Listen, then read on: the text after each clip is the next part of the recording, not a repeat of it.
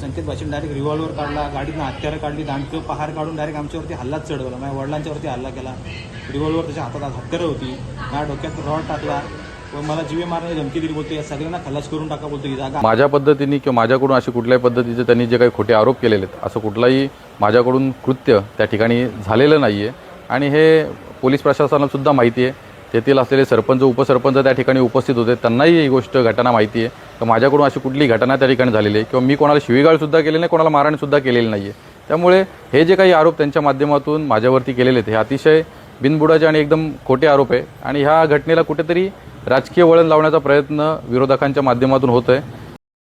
कर्जत तालुक्यातील हलवली परिसरात शेतजमिनीच्या वादातून झालेल्या कथित मारहाणीच्या घटनेने आता राजकीय रंग घेतला असून सर्वसामान्य नागरिकांमध्येही या प्रकरणाची जोरदार चर्चा सुरू झाली आहे. शेतकरी भूषण बोराडे यांनी नगरसेवक संकेत भासे आणि त्यांच्या सहकाऱ्यांवर लोखंडी रॉडने मारहाण, पिस्तुलीचा धाक आणि जीवे मारण्याची धमकी दिल्याचा गंभीर आरोप केल्यानंतर आता संकेत भासे यांनी माध्यमांसमोर येत सर्व आरोप फेटाळले आहेत. बोराडे कुटुंबाच्या तक्रारीनुसार आज जागेच्या वादातून हा प्रकार घडला असून हल्ल्यात भूषण बोराडे गंभीर जखमी झाले. वृद्ध रमेश बोराडे यांनाही धक्काबुक्की व मारहाण झाल्याचा आरोप करण्यात आला. या घटनेनंतर परिसरात मोठी खळबळ उडाली होती. दरम्यान आरोपानंतर प्रथमच प्रतिक्रिया देताना संकेत भासे यांनी वेगळीच भूमिका मांडली. संबंधित जागा त्यांच्या मालकीची असून त्या जागेला लागून बोराडे यांची देखील जागा आहे. मात्र आमच्या जागेत कंपाऊंडचे काम सुरू होते. ओमकार हांडे हे काम पाहत असताना भूषण बोराडे व त्यांच्या कुटुंबियांनी तेथे येत वाद घातला. पूर्वीचा राग मनात धरून त्यांनी हांडे यांची वाहनाची तोडफोड केल्याचा आरोपही करण्यात आलाय. मी त्यावेळी तिथे उपस्थित होतो असंही सांगायला भासे विसरले नाही. संपूर्ण प्रकार हा राजकीय सुडातून माझे नाव बदनाम करण्यासाठी रचला जात आहे. मी कोणालाही धमकी दिली नाही किंवा मारहाण केली नाही. आम्हीही पोलिसात तक्रार दिली असून सत्य तपासातून समोर येईल असे संकेत भासे यांनी माध्यमांना प्रतिक्रिया दिली आहे. दरम्यान या प्रकरणामुळे कर्जतच्या राजकीय वर्तुळातही चर्चा रंगू लागली आहे. एका बाजूला शेतकरी कुटुंब गंभीर आरोप करत असताना दुसऱ्या बाजूला राजकीय षडयंत्राचा दावा पुढे येत असल्याने नेमके सत्य काय याकडे सर्वसामान्यांचे लक्ष लागले.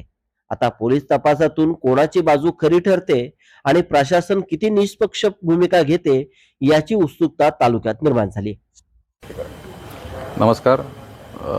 आज सकाळी हलवली येथील माझी स्वतःच्या मालकीची असलेली जागा, त्या जागेवरती काही वॉल कंपाऊंडचं काम सुरू होतं आणि ते कामाची पाहणी करण्यासाठी मी त्या ठिकाणी गेलो होतो.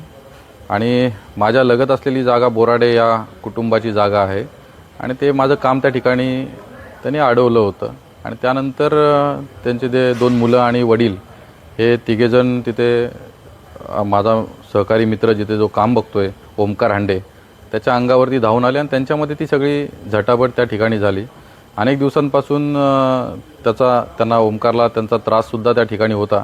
परंतु आपण सामंजस्यपणाची भूमिका घेऊन गावातील सरपंच उपसरपंच हे सगळ्या लोकांना घेऊन आपण ते अनेक वेळा मिटवलंसुद्धा होतं. परंतु ते वारंवार त्यांची वेगळी भूमिका असल्यामुळे ओमकारची आणि त्यांच्यामध्ये झटापट झाली.